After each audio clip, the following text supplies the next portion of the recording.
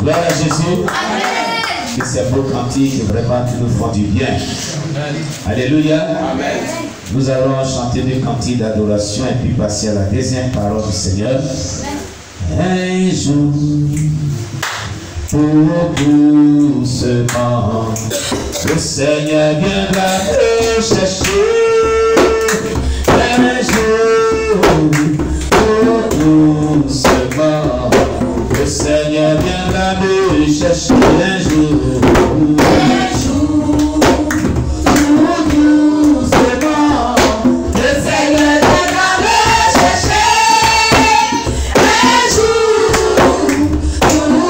doucement, le Seigneur viendra me chercher. Un jour, doucement, le Seigneur viendra me chercher.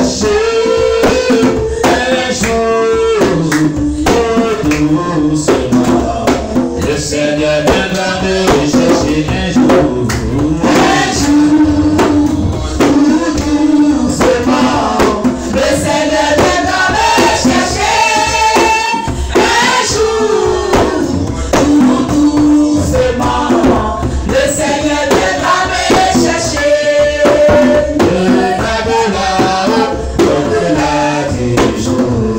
Le Seigneur viendra me chercher.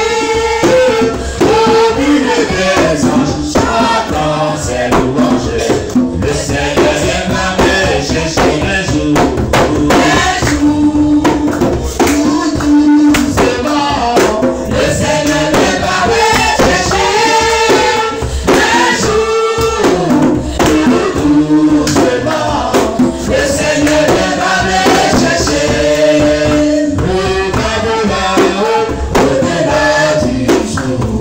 Le Seigneur viendra me chercher. Au milieu des anges, chantant ses louanges. Le Seigneur viendra me chercher. Un jour, doucement, le Seigneur viendra me chercher. Un jour, doucement, le Seigneur viendra me chercher. Décision est devenue pour ton âme. Pour Christ c'est la vie, le pas de la mort. Il va te choisir, le mal ou le Dieu fort. Pourtant la décision est aujourd'hui. Choisis la vie et non la mort. Choisis la vie et non la mort. Choisis la vie, Jésus confie. Choisis la vie et non la mort. Choisis la vie et non la mort. Choisis la vie et non la mort.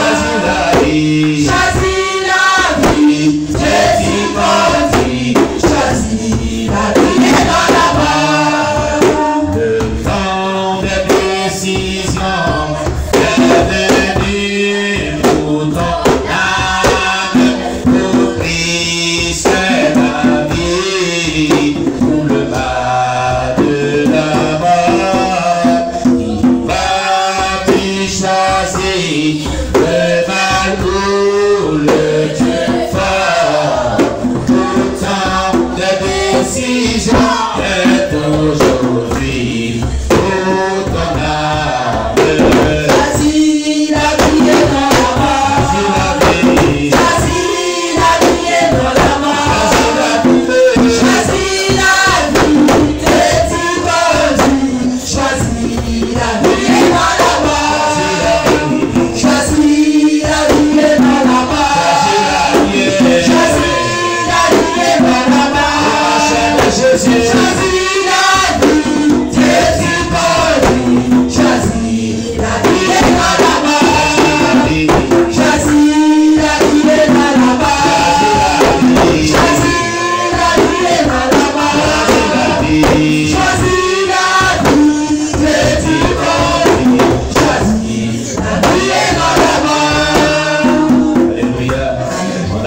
Seigneur Jésus-Christ.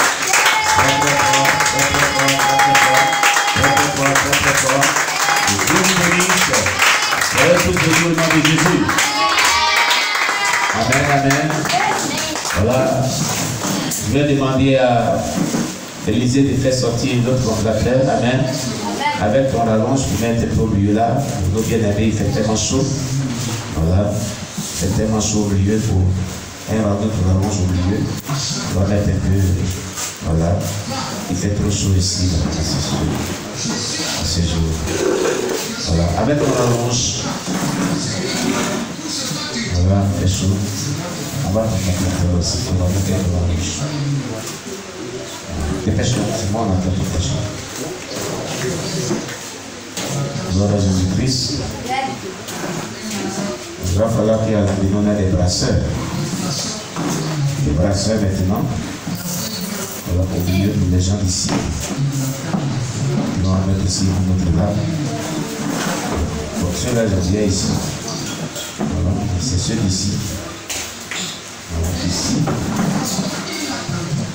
Et puis ceux d'ici, et un côté ici. Voilà. Maintenant, toi-même, tu viens te mettre là parce que tu as trop transpiré. Tu as tapé beaucoup de tapis. Branché par là, et puis envoyé ici au milieu.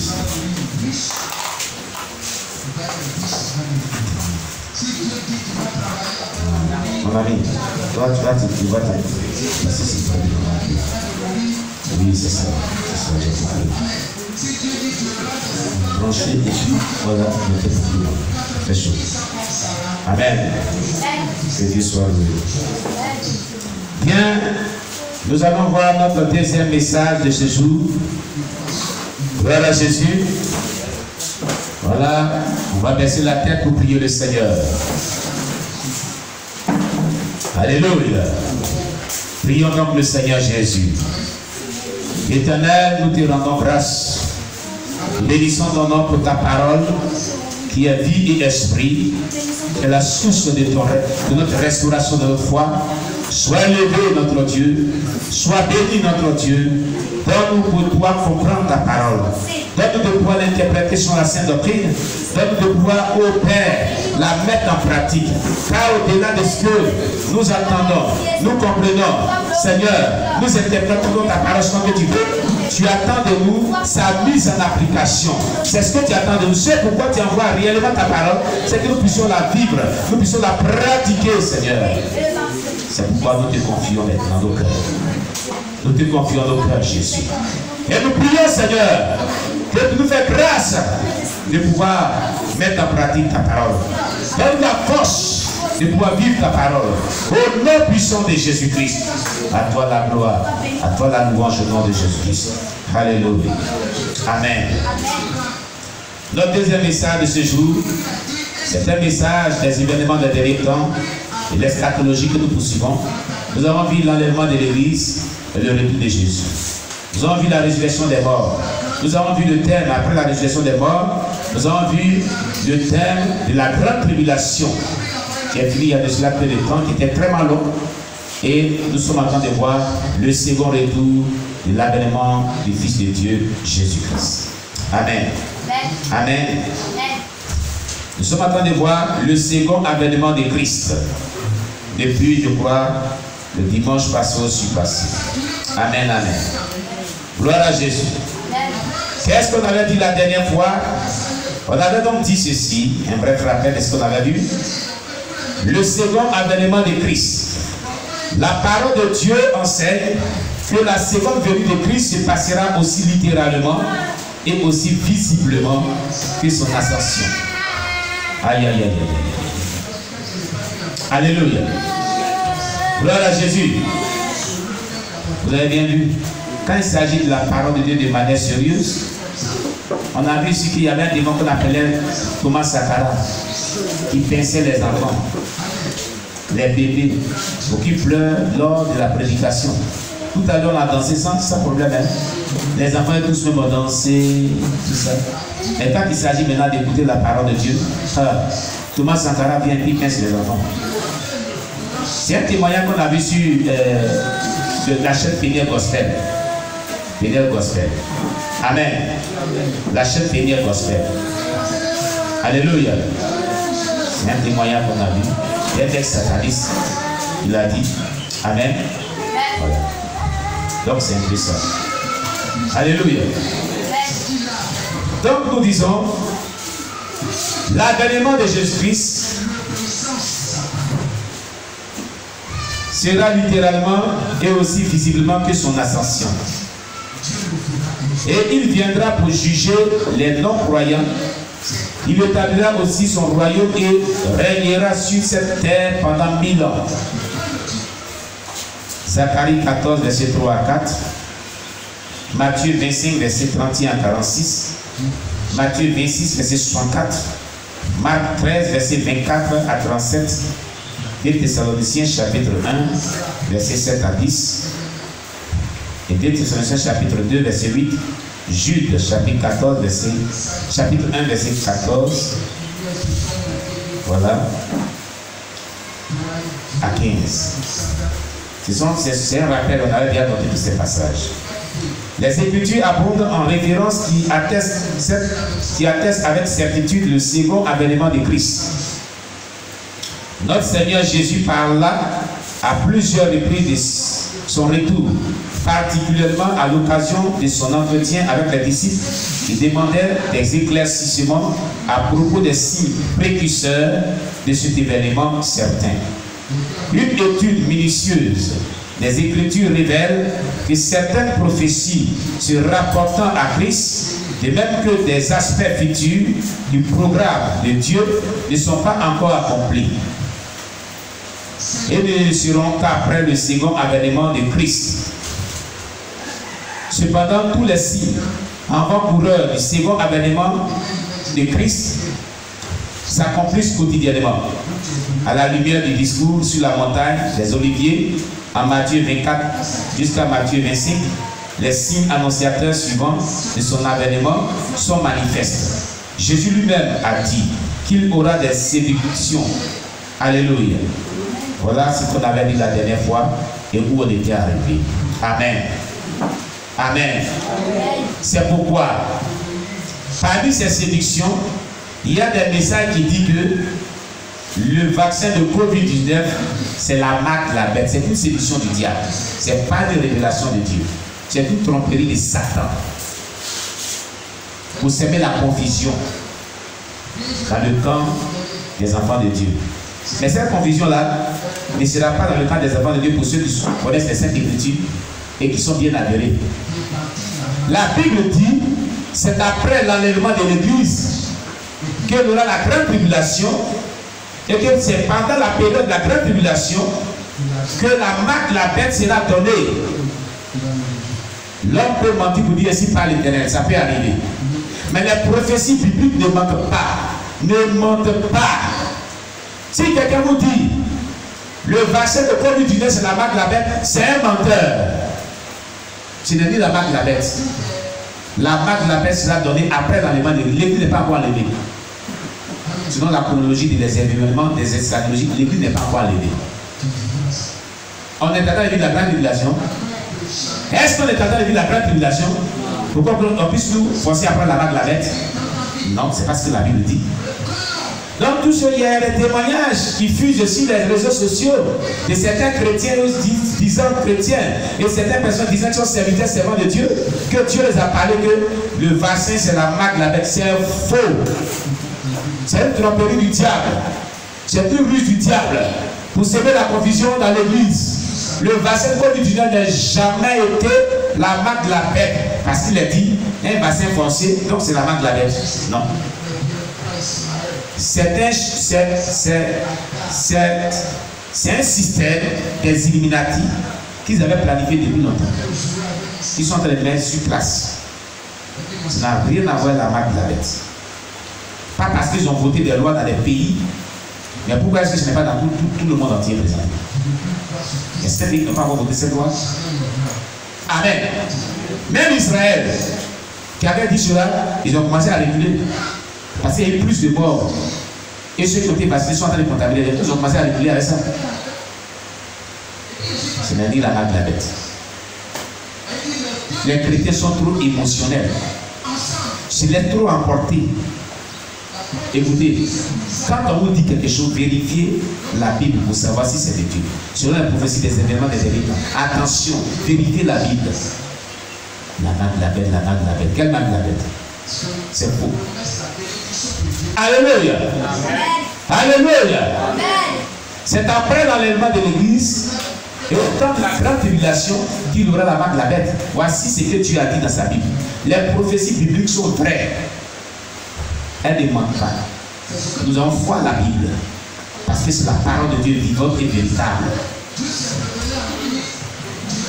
C'est vrai, malheureusement, nous vivons dans ces temps-ci, depuis un certain temps, depuis des mois, dans certains pays tels que la France, tels que d'abord Israël, tels que la France, l'Angleterre, certains pays, je ne sais plus, l'Australie, l'Italie et autres, l'Allemagne, que le vaccin est obligatoire pour certaines choses.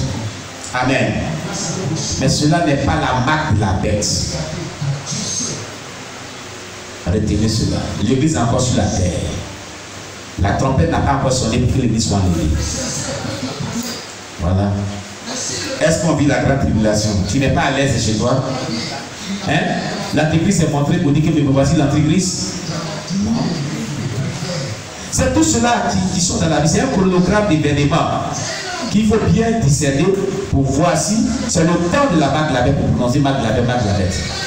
Ne vous laissez pas emporter par l'euphorie de la peur. Amen, amen. Amen, amen. C'est faux. Donc, Matthieu chapitre 24, verset 4, 5, 11, 24. Il a dit, Jésus lui-même a dit qu'il aura des séductions. Et ça fait partie des séductions. Pour tromper les chrétiens. Dans les derniers temps, il aura des séductions. De faux Christ. Matthieu 24, verset 5. Le verset 23 à 26. Je reprends pour ceux qui prennent note. Et il est important de prendre note. Qui a son cahier pour prendre note? Ici, on ne vient pas à l'église sans prendre note. Et sans une Bible. Retenez cela. À partir d'aujourd'hui, si quelqu'un vient à l'église ici, il a un carnet pour prendre note, il a sa Bible. Amen. Amen. Amen. D'accord. Gloire à Jésus. Donc, il a dit, à la lumière du discours sur la montagne des Oliviers, en Matthieu 24 jusqu'à 25, chapitre 24 à 25, les signes annonciateurs suivants de son avènement sont manifestes. Jésus lui-même a dit qu'il y aura des séductions. Dans Matthieu chapitre 24, verset 4 à 5, verset 11 et le verset 24. Matthieu chapitre 24, verset 4 à 5, verset 11 et le verset 24. De faux Christ. Il y aura de faux Christ. Matthieu chapitre 24, verset 5. Et le verset 23 à 26. Matthieu chapitre 24, verset 5. Et le verset 23 à 26. Il y aura des guerres et des bruits de guerre. Il y aura des guerres et des bruits de guerre. Matthieu chapitre 24, verset 6 à 7. Matthieu chapitre 24, verset 6 à 7. Il y aura des famines. Il y aura des famines. Il y aura des famines. Matthieu chapitre 24, verset 7. Matthieu chapitre 24, verset 7. Il y aura des pestes, des tremblements de terre. Il y aura des pestes, des tremblements de terre, l'antisémitisme, l'antisémitisme. Matthieu chapitre 24, verset 9. Matthieu chapitre 24, verset 9. Matthieu chapitre 24, verset 9. Marc chapitre 13, verset 9 à 13. Marc chapitre 13, verset 9 à 13. Il y aura des scandales. Il y aura des scandales. Matthieu chapitre 24, verset 10. Matthieu chapitre 24, verset 10. Matthieu chapitre 24, verset 10. Il y aura des trahisons. Des trahisons. De la haine. De la haine des faux prophètes. Des faux prophètes. Matthieu chapitre 24, verset 11. Matthieu chapitre 24, verset 11. L'anarchie et la martyrisation. Amen. Il y aura l'anarchie. Les pays vont vivre comme des pays où les présidents vont vivre comme des monarques. Il y aura l'anarchie et la martyrisation. Ça veut dire quoi? Ils vont tuer les gens martyrs. Les gens vont mourir en martyrs. La martyrisation. Amen. Amen. Gloire à Jésus. Nous allons parcourir tout ce qu'on vient de dire ici et l'expliquer d'abord, avant de continuer. Avant de continuer. Amen. Donc,